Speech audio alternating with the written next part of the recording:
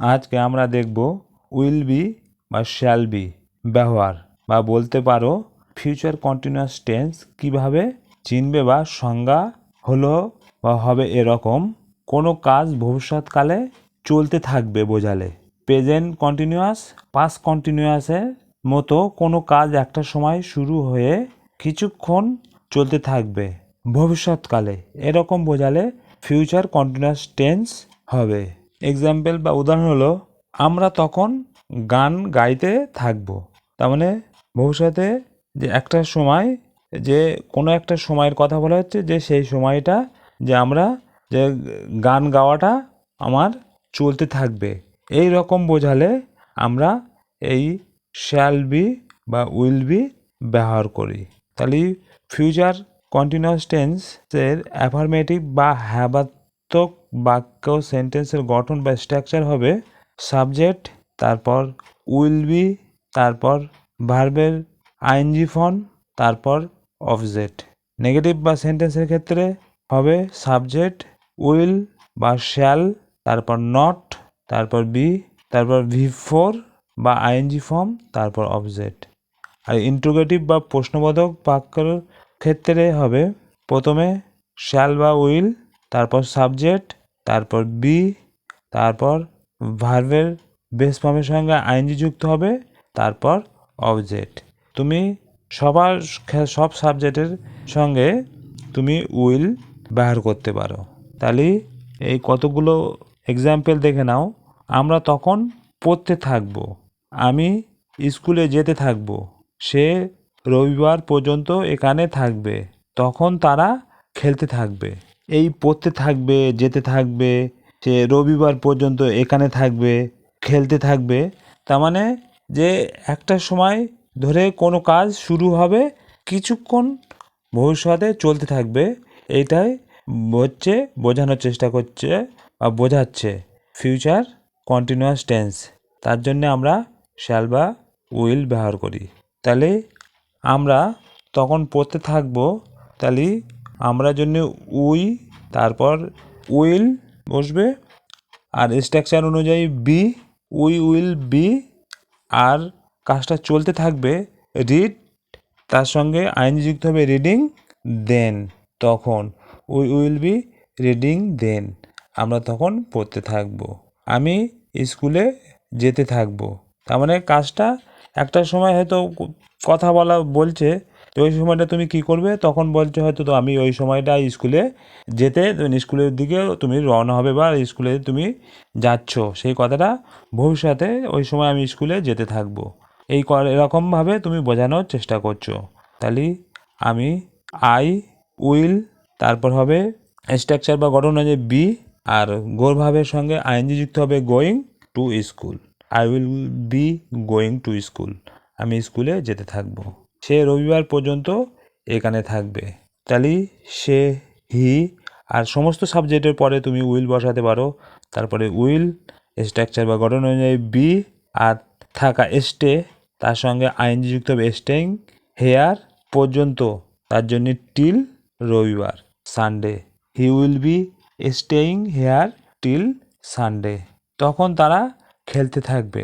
তাহলে দেন দে, তারা will be playing, তখন তারা খেলতে থাকবে। এটা আমরা দেখলাম অ্যাফার্মেটিভ বা হ্যাত্মক বাক্যের ক্ষেত্রে। এবার আমরা দেখব নেগেটিভ বা নাত্মক বাক্যে কীরকম হয়।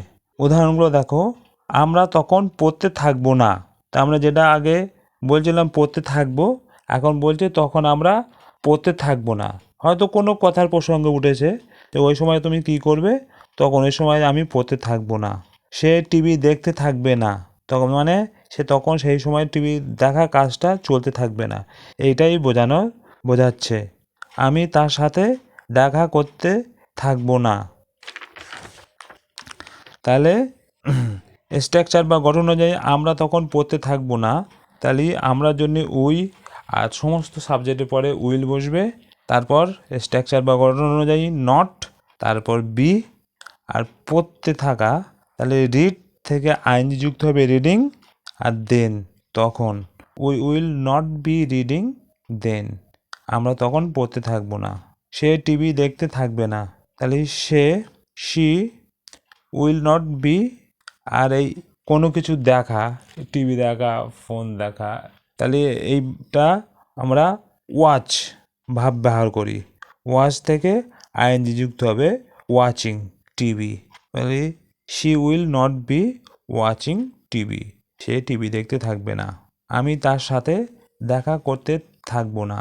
তাহলে আই উইল নট দেখা করা বা সাক্ষাৎ করা, meet with him. I will not meet with him, আমি তার সাথে দেখা করতে থাকবো না।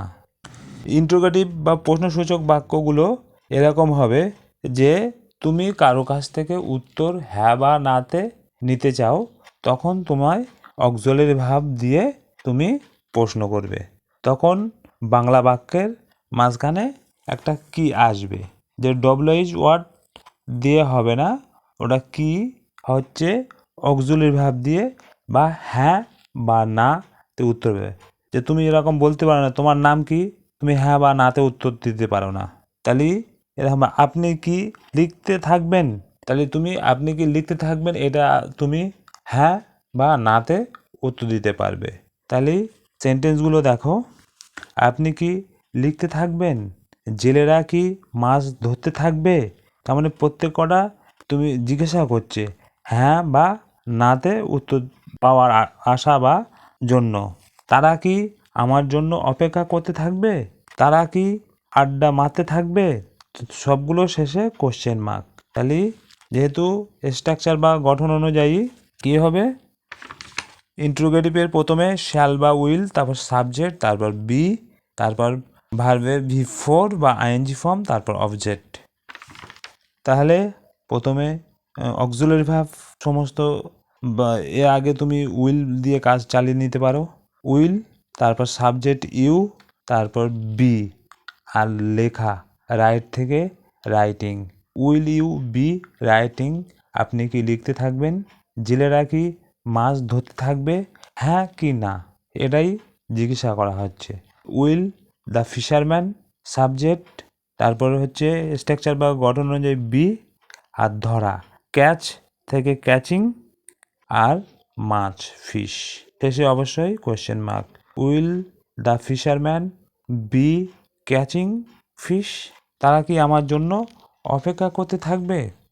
তাহলে ফার্স্টে অক্সিলারি ভার্ব তারা দে, তারপর স্ট্রাকচার বা গঠন অনুযায়ী বি বসবে, আর অপেক্ষা করা ওয়েট থেকে আইনজি যুক্ত হবে ওয়েটিং, আর আমার জন্য জন্য ফর, আর আমার me. Will they be watching for me, শেষে কোশ্চেন মার্ক। তারা কি আমার জন্য অপেক্ষা করতে থাকবে, তারা কি আড্ডা মারতে থাকবে। তাহলে উইল দে বি চ্যাটিং, এই আড্ডা মারা হচ্ছে গে চ্যাট বলা হয়। আর একটা দুটো এক্সাম্পল দেখে নাও। আমি 6টায় কাজ করতে থাকবো, শিল্পা কি ঘর পরিষ্কার করতে থাকবে, সে বা তিনি গাছে জল দিতে থাকবেন না। তাহলে I will be walking at 6 PM, আমি 6টায় কাজ করতে থাকবো। শিল্পা কি ঘর পরিষ্কার করতে থাকবে, হ্যাঁ কি না। তাহলে উইল, তারপর সাবজেক্ট শিল্পা, তারপর বি বসবে, পরিষ্কার করা ক্লিন থেকে ক্লিনিং দ্য হাউস। সে বা তিনি গাছে জল দিতে থাকবেন না, হি উইল, তারপর নট বসবে, তারপর বি, আর জল দেওয়া ওয়াটার নাউন, এখানে ভার্ব হিসেবে ব্যবহার করা হয়েছে। জল দেওয়া ওয়াটার থেকে আইএনজি যুক্ত হবে ওয়াটারিং, আর গাছে the plant. He will not be watering the plant, সে বা তিনি গাছে জল দিতে থাকবেন না। যদি ভিডিওটা ভালো লাগে তবে লাইক, শেয়ার অ্যান্ড কমেন্ট করো।